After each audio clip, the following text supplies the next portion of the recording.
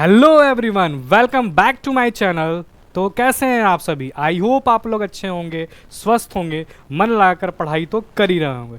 तो आज की इस वीडियो में जैसा कि आपको स्लाइड में दिख रहा है, हम लोग आज क्या पढ़ेंगे बेटा, मशीन लर्निंग के बारे में डिस्कस करेंगे। ऑलरेडी हमने अपने लेक्चर 1 में आर्टिफिशियल इंटेलिजेंस का आपको ओवरव्यू दिया। आर्टिफिशियल इंटेलिजेंस होता क्या है, किन सेक्टर में काम आता है, कैसे काम करता है, ये सारी चीज़ें हम लोग ने देख चुका था। आज की इस वीडियो में हम लोग क्या करेंगे बेटा, मशीन लर्निंग के बारे में डिस्कस करेंगे। तो वीडियो पे बने रहें और एंड तक देखना, तभी चीज़ें समझ में आएंगी, क्योंकि टेक्निकल टर्म्स हैं, अगर बीच में छोड़ के चले जाओगे तो कोई फ़ायदा नहीं। तो एंड तक आप जरूर देखना। और जो नोट्स है इसके रिगार्डिंग आपको मेरे वेबसाइट पे मिल जाएगा, जो कि वेबसाइट का नाम क्या है, shivintutorial.blogspot.com। आप सर्च करेंगे, वहाँ पे इसकी आपको नोट्स PDF मिल जाएगी। चलिए बिना किसी देरी के वीडियो को स्टार्ट करते हैं। तो सबसे पहले मैं बता दूं आज का एजेंडा मेरा क्या है। सबसे पहले इंट्रोडक्शन देखेंगे कि मशीन लर्निंग होता क्या है, उसके बाद टाइप्स ऑफ मशीन लर्निंग देखेंगे, उसके बाद ये पहला टाइप है मशीन लर्निंग का जो कि सुपरवाइज लर्निंग है, दूसरा टाइप अनसुपरवाइज लर्निंग है, तीसरा टाइप रीफोर्समेंट लर्निंग है, एंड चौथा हम लोग क्या करेंगे, सारे समरी को कंक्लूड करेंगे टॉपिक को और उसकी समरी हम लोग देखेंगे। तो आज का एजेंडा बच्चा ये रहने वाला है। तो सबसे पहले हम लोग बात करते हैं मशीन लर्निंग होता क्या है। तो ऐसे समझो मशीन लर्निंग क्या है, आर्टिफिशियल इंटेलिजेंस का ही ब्रांच है, या कह लो उसका सबसेट है। ठीक है, इसमें क्या होता है कि इसमें हम लोग प्रोग्राम नहीं करते हैं। एक्सप्लिसिटली अगर मैं बताऊं कि इसमें मशीन लर्निंग में प्रोग्राम करने की ज़रूरत नहीं है, बस इसको आप डेटा सेट दे दो, उस डेटा सेट को प्रिडिक्ट करेगा, उसको एनालिसिस करेगा और उसके बिहाफ पे वो क्या देगा, आपको आउटपुट वहाँ पे देगा। तो ये हो गया मशीन लर्निंग का इंट्रोडक्शन। मशीन लर्निंग का आपको ब्रीफ इंट्रोडक्शन दिया कि मशीन लर्निंग बेटा डेटा सेट पे क्या करता है, काम करता है। यानी आप डेटा सेट उसे दोगे, उसको वो लर्न करेगा मशीन लर्निंग हमारा, और उस चीज़ को फिर से क्या करेगा, आपको वहाँ पे उस हिसाब से आउटपुट देने की वहाँ पे कोशिश करेगा। तो सबसे पहले बात करते हैं मशीन लर्निंग का बेसिक्स। ठीक है, मशीन लर्निंग का बेसिक्स की अगर मैं बात करूँ तो क्या होता है, तो देखो यहाँ पे सबसे पहले क्या होता है, सबसे पहला स्टेप क्या होता है, डेटा प्री प्रोसेसिंग का स्टेप। सबसे पहले क्या होता है, data pre processing. Data pre processing इसलिए मैं कह रहा हूँ, तो सबसे पहले हमें क्या करना पड़ेगा, डेटा देना पड़ेगा। हमें सबसे पहले डेटा क्या करना पड़ेगा, देना पड़ेगा, यानी कि मशीन लर्निंग को डेटा देना पड़ेगा। तो डेटा को वो प्री प्रोसेस करेगा, क्या करेगा, उसको एनालिसिस करेगा, एनालाइज करेगा, उसके बाद प्री प्रोसेस, उसके बाद से डेटा को सेलेक्ट करेगा। यानी कि कुछ डेटा क्या होंगे, अनवांटेड डेटा होंगे, उसको रिमूव करेगा। जो डेटा उसे लायक है तो वो उसको क्या करेगा बेटा, स्टोर करके रखेगा सिलेक्शन के लिए। ठीक है, तो ये चीज़ हो गया। उसके बाद हमारा मॉडल क्या होगा, ट्रेंड होगा, क्योंकि डेटा इसको मिल चुका है, डेटा सेट मिल चुका है, तो हमारा मॉडल क्या होगा, ट्रेन होगा। और ट्रेन होने के बाद हमारा उस मॉडल को इवोल्यूशन करेगा। यानी कहने का मतलब कि हमारा मॉडल अब पूरी तरह से ट्रेंड हो जाएगा और उसके हिसाब से वो आउटपुट दे देगा। क्लियर है बेटा?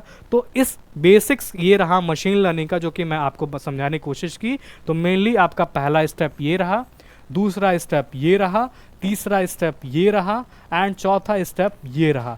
तो सबसे पहले बेटा डेटा प्री प्रोसेसिंग, जिसमें हम लोग डेटा मशीन लर्निंग को देते हैं, डेटा सेट मशीन लर्निंग को देते हैं। फिर उसके बाद उसको सिलेक्शन का, यानी हमारा जो मशीन लर्निंग है उसको सेलेक्ट करे, कौन सा डेटा अनवांटेड है, कौन सा डेटा वांटेड है। ठीक है, यानी कि स्टोर करके उसको रखेगा जो बेनिफिट के लिए है। उसके बाद मॉडल हमारा ट्रेंड होगा, डेटा सेट उसे मिल चुका है, और मॉडल ट्रेन होने के बाद हमें डिजर्विंग आउटपुट हमें दे देगा। तो ये रहा मशीन लर्निंग का बेसिक्स, जो कि मैं आपको यहाँ पे समझाने की कोशिश करी है। आई होप आपको इतना चीज़ें समझ में आई होंगी। चलिए हम लोग नेक्स्ट स्लाइड पे चलते हैं। उसके बाद आते हैं बात बेटा दिमाग में कि मशीन लर्निंग काम कैसे करता है ना, मशीन लर्निंग काम कैसे करता है। तो सबसे पहले मशीन लर्निंग को आपको प्रॉब्लम स्टेटमेंट देना होगा।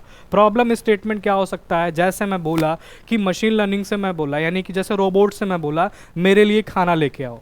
ठीक है, रेस्टोरेंट में आप रोबोट्स तो आ ही चुके हैं, तो रोबोट्स को आपको सिंपली क्या बोलना है कि मेरे लिए ये डिश लेके आओ।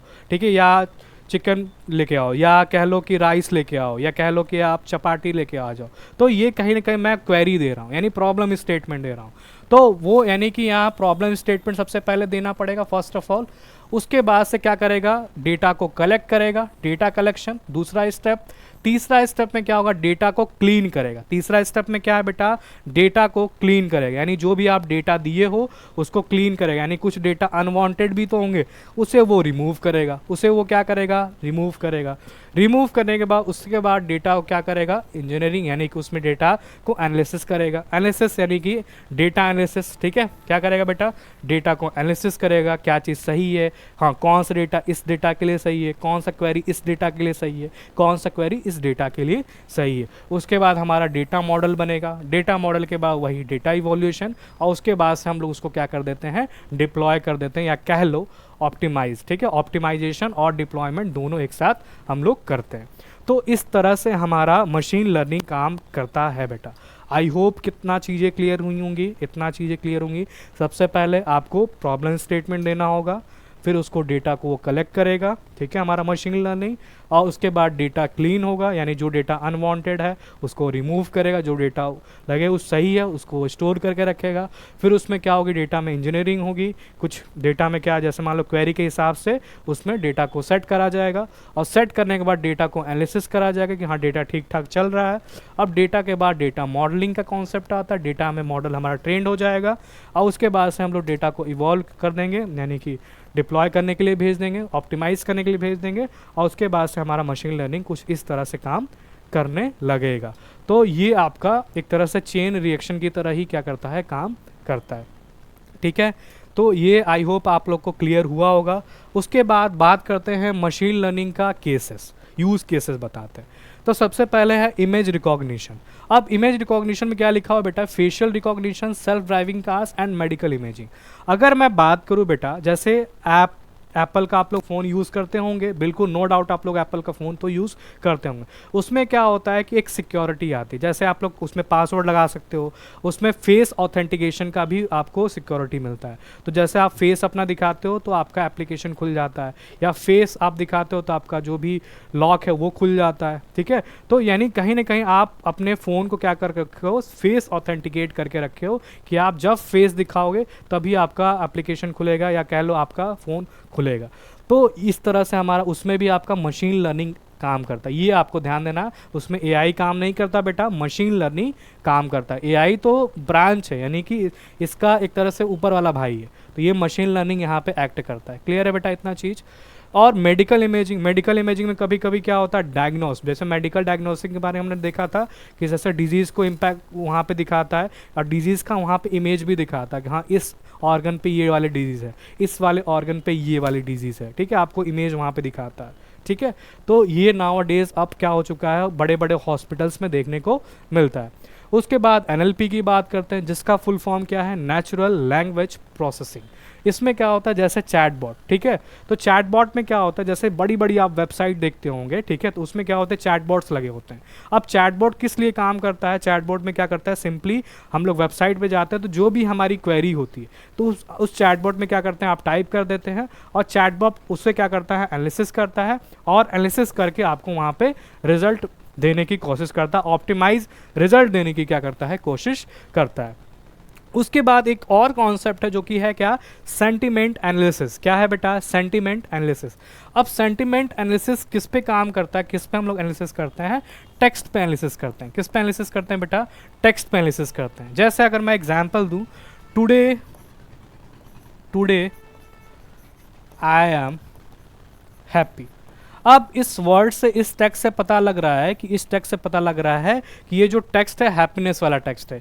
यानी सिंपली अगर मैं ऐसे कहूँ आपको कि जो सेंटिमेंट एनालिसिस है वो टेक्स्ट पे काम करता है, और ये सिंपली टेक्स्ट का इमोशन बताता है। क्या बताता है सेंटिमेंट एनालिसिस, टेक्स्ट का इमोशन बताता है। ये टेक्स्ट इमोशन वाली फीलिंग दे रही है, यानी कहने के बाद सैडनेस वाली फीलिंग दे रही है, हैप्पीनेस वाली फीलिंग दे रही है, एंगरनेस वाली फीलिंग दे रही है, ठीक है। तो यानी जो सेंटिमेंट एनालिसिस है वो टेक्स्ट का इमोशन बताता है, ठीक है। टेक्स्ट का क्या बताता है, इमोशन बताता है। टेक्स्ट ये कहना क्या चाहता है, किस बारे में कहना चाहता है, क्या इमोशन दे रहा पढ़ के, तो ये चीज़ यहाँ पे हो गया। उसके बाद आता है क्या, रिकमेंडेशन सिस्टम। जैसे मैंने अभी पिछले लेक्चर में आपको डिस्कस किया था, जिसमें आपको वहाँ पे हमने नेटफ्लिक्स के बारे में बताया था, अमेज़ॉन के बारे में बताया था और स्पॉटिफाई। अब नेटफ्लिक्स में क्या होता है, जैसे हम लोग क्या करते हैं, सैड वाली मूवी देखते हैं या हैप्पी वाली मूवी देखते हैं, एक्शन वाली मूवी देखते हैं, तो उसका रिकमेंडेशन आने लगता है। ठीक है, जो मूवी देखते हैं वो तो देखते ही देखते हैं, लेकिन उसका भी रिकमेंडेशन, नई मूवी का रिकमेंडेशन आता है। तो ये भी आपको वहाँ पे मशीन लर्निंग ही वहाँ पे काम करता है। वहीं पे अमेज़ॉन की बात करूँ तो जैसे प्रोडक्ट कोई है, जैसे मान लो कि हम कुछ मंगाए, जैसे मान लो वैक्यूम क्लीनर मंगाए, ठीक है, सपोज करो मैंने वैक्यूम क्लीनर मंगाया, तो वहाँ पे भी क्या करने लगेगा, कुछ अलग कंपनी का, दूसरे कंपनी का वैक्यूम क्लीनर क्या करने लगेगा, सजेस्ट करने लगेगा। तो ये हो गया आपका। उसके बाद स्पॉटिफाई सबसे बढ़िया एग्जाम्पल है। जैसे क्या होता है, आप लोग म्यूज़िक सुनते होंगे, तो म्यूज़िक में क्या है कि जैसे हैप्पी वाली म्यूज़िक होती है, ठीक है, सैड वाली मूवी म्यूज़िक होती है, फिर उसके बाद से पार्टी वाली म्यूज़िक होती है, ठीक है, पार्टी सॉन्ग होता है। तो उसमें क्या होता है, जो सॉन्ग आप सुन रहे होते तो उसका म्यूज़िक क्या आ जाने लगता है, रिकमेंडेशन आने लगता है। सैड वाली मूवी सॉन्ग सुनते हो तो उसका रिकमेंडेशन आता है, हैप्पी वाली सॉन्ग सुनते हो तो उसका रिकमेंडेशन आता है, ठीक है, इंस्पिरेशनल वाली सॉन्ग सुनते हो तो उसका क्या आने लगता है, रिकमेंडेशन। चाहे आपका डिवोशनल सॉन्ग है उसका रिकमेंडेशन आने लगता है। तो ये हो गया, रिकमेंडिंग सिस्टम में भी हमारा एमएल काम करता है, यानी मशीन लर्निंग काम करता है। उसके बाद बात करते हैं प्रिडिक्टिव मेंटेनेंस। जैसे क्या होता है कि हमारा जो मशीन लर्निंग है वो डिटेक्ट करने में भी हेल्प करता है। जैसे डिजीज डिटेक्ट करना हुआ तो आप सिम्टम सिंपली दे दो उसको कि इस सिम्टम पे ये वाली डिजीज़ बता देना, इस वाले सिम्टम से इस वाली डिजीज़ बता देना। तो आप सिंपली, आपको डेटा देना पड़ता है, उसको प्रिडिक्ट करता है, और प्रिडिक्ट करने के बाद सिम्टम्स के हिसाब से आपको वहाँ पर डिजीज़ क्या करता है, रिकमेंड करता है। तो ये हो गया आपका यूज़ केसेस किसका बेटा, मशीन लर्निंग का। ये किसका यूज़ केसेस हो गया, मशीन लर्निंग का। इतना चीज़ क्लियर है बेटा, इतना चीज़ क्लियर है। आई होप इतना चीज़ें क्लियर हुई होंगी। आगे बढ़ते हैं हम लोग अगले स्लाइड पे। उसके बाद बात करते हैं बेटा हम लोग ठीक है, 2 बार यहाँ पे आ गया, कोई बात नहीं, ठीक है। अब उसके बाद बात करते हैं बेटा टाइप्स ऑफ एमएल, यानी टाइप्स ऑफ मशीन लर्निंग। तो जो पहला टाइप है बेटा सुपरवाइज लर्निंग है। पहला टाइप क्या है बेटा, सुपरवाइज लर्निंग है। तो सुपरवाइज जो लर्निंग होता है, जनरली मेनली देखा जाए 2 टाइप्स में क्या होता है बेटा, कैटेगराइज्ड होता है। पहला होता है क्लासिफिकेशन और दूसरा होता है बेटा क्या, रीग्रेशन। दूसरा क्या होता है, रीग्रेशन। अब क्लासिफिकेशन की बात करते हैं तो इसमें क्या होता है कि ये गोल को प्रिडिक्ट करता है डिस्क्रीट लेवल पे या कैटेगरीज पे। गोल्स को प्रिडिक्ट करता है डिस्क्रीट लेवल पे या कह लो डिफरेंट डिस्क्रीट कैटेगरीज पे।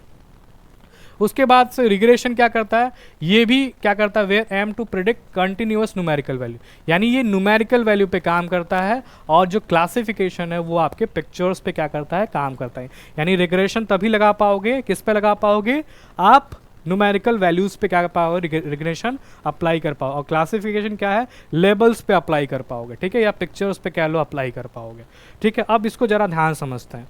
अब यहाँ पे देखो इनपुट रॉ डेटा है, ठीक है, यहाँ पे आपको इमेज दिख रही है, एलिफेंट है, कैमल है, काऊ है, ये दिख रहा है। अब यहाँ पे देखो, यहाँ पे लेबल्ड मैंने कर दिए, ये देखो एलिफेंट वाली इमेज हो गई, ये देखो काऊ वाली इमेज हो गई, ये देखो कैमल वाली इमेज हो गई। अब यहाँ पे मैंने इनपुट रॉ डेटा दे दिया एमएल को।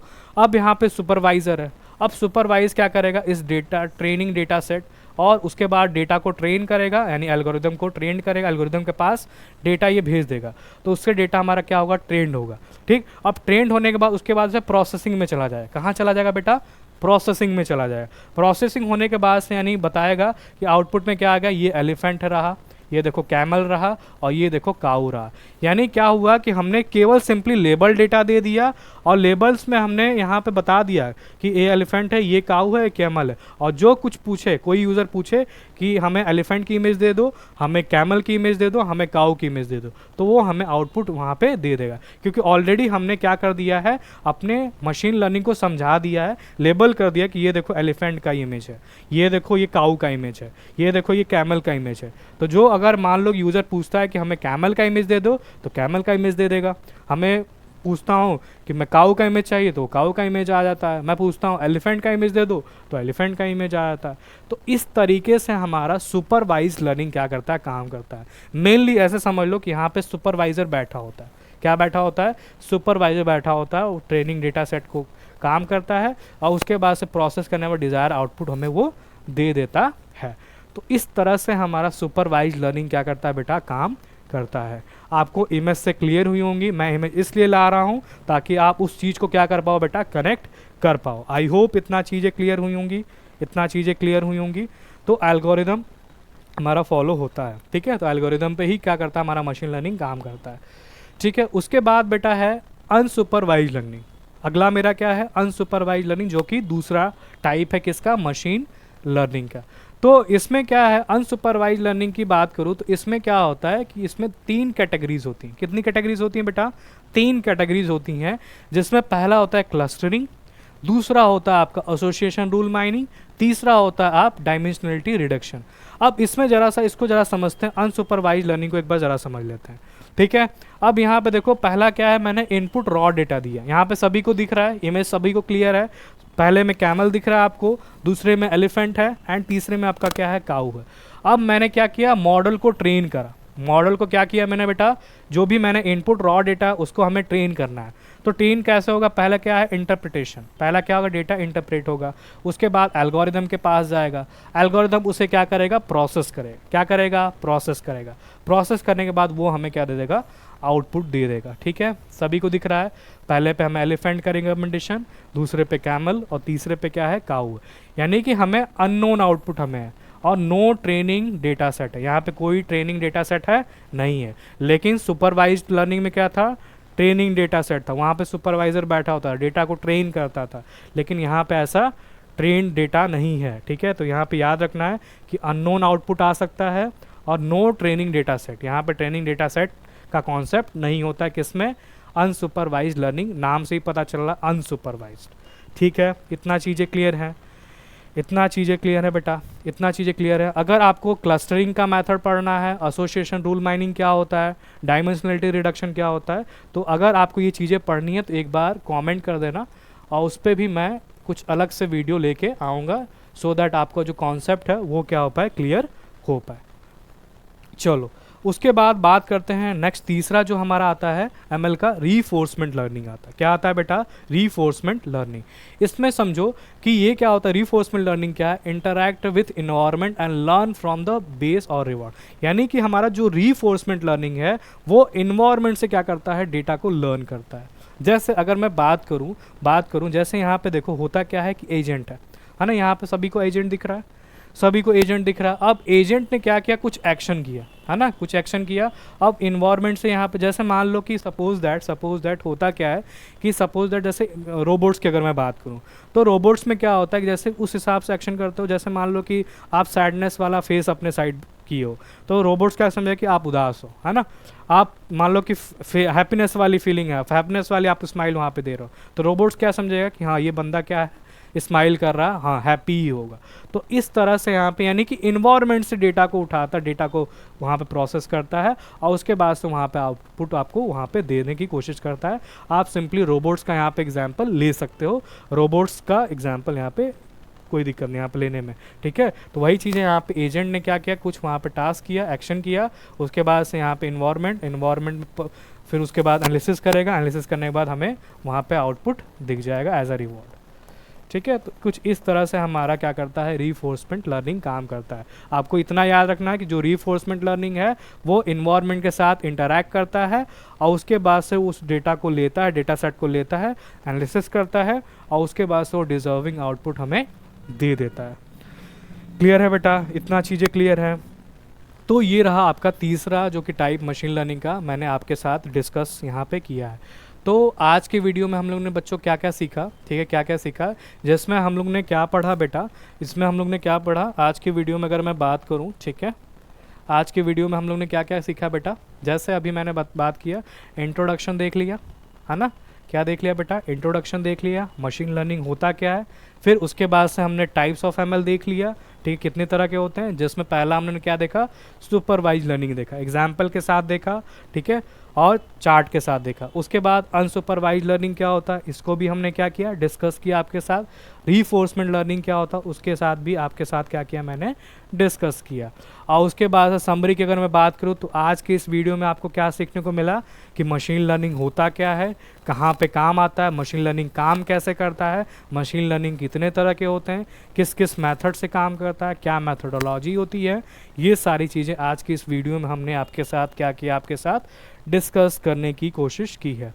तो आई होप आपको वीडियो पसंद आया होगा। ठीक है, वीडियो पसंद आया तो एक बार अपना फीडबैक दीजिए कमेंट करके, जिससे मैं क्या कर सकूं और नेक्स्ट जो है कंटेंट क्या आपको वहाँ पे डिलीवर करने। आप केवल टॉपिक का नाम लिख दीजिए, उससे रिलेटेड आपको मैं वीडियो यहाँ पे देने की कोशिश करूँगा। फिलहाल अभी हमारा AI का क्रैश कोर्स चल रहा है, जैसे मैं आपको यहाँ पे चीज़ें आपको यहाँ पे डिलीवर आपके साथ मैं कर रहा हूँ। ठीक है, आई होप आप लोग को वीडियो पसंद आया होगा। अगर पसंद आया तो वीडियो को लाइक कर देना, ठीक है, और दोस्तों के साथ शेयर कर देना। जो टेक रिलेटेड चीज़ें में इंटरेस्टेड हैं, टेक रिलेटेड टॉपिक पढ़ना चाहते हैं, तो उनको आप रिकमेंड कर सकते हो। ठीक है, तो आज का लेक्चर जो है इतना ही हम लोग करते हैं, और जो नेक्स्ट लेक्चर होगा बेटा वो डीप लर्निंग पे होगा। किस पे होगा? डीप लर्निंग का होगा। मैंने पहले लेक्चर में आर्टिफिशियल इंटेलिजेंस के बारे में बताया, दूसरे लेक्चर में जो कि आज मैं बता रहा हूँ मशीन लर्निंग के बारे में, और जो तीसरा लेक्चर आएगा वो आपका डीप लर्निंग पे होगा। और आप जैसे जैसे कमेंट करते जाओगे कि यार टेक्नोलॉजी आपको सीखना है, उससे रिलेटेड मैं वीडियो आपके साथ बनाने की यहाँ पे कोशिश करूँगा। आई होप आप लोग को चीज़ें पसंद आई होंगी। आप वीडियो पे बने रहने के लिए धन्यवाद। ठीक है, आई होप आप लोग को चीज़ें पसंद आई ही होंगी। तो तब तक के लिए thank you. Have a good day बच्चों।